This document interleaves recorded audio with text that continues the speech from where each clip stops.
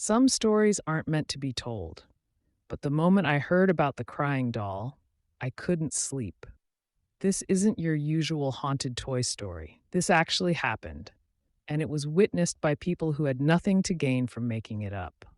A porcelain doll, locked in a glass case for over 60 years, suddenly moved and cried real tears the moment its owner passed away. Let's rewind. Back in 1958, in a quiet town in northern England, a woman named Beatrice James received a porcelain doll on her 10th birthday.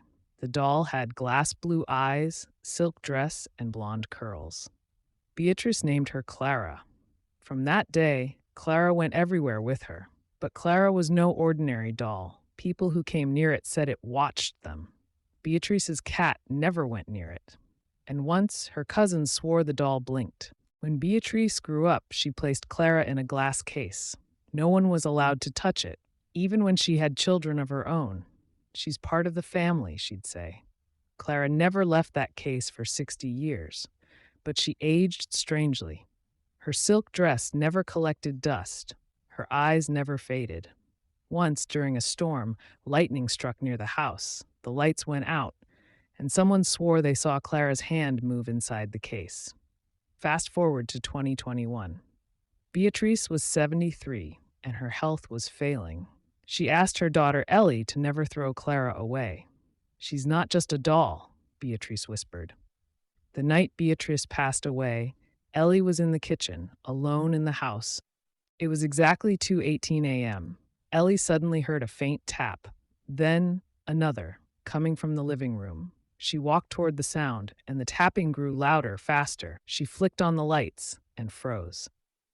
Clara was crying, real wet streaks running down her cheeks. Her glass case was fogged from the inside, but no one had opened it. Ellie screamed. She tried to open the case, but the lock jammed. That's when Clara's lips moved, a whisper. "Mama?" Ellie ran. She didn't return until morning. The next day, a local priest was called. He tried to bless the house, but his holy water cracked the case. The priest refused to continue, said he'd never seen a soul so attached. Paranormal investigators later confirmed there were no hidden mechanisms, no liquid chambers. The tears were real, salty, and human. Scientists couldn't explain it, but Clara never cried again. She now sits in a sealed chamber in a museum in Liverpool, surrounded by EMF detectors and cameras. Sometimes her eyes still move, and every year on the night of Beatrice's death, the camera glitches.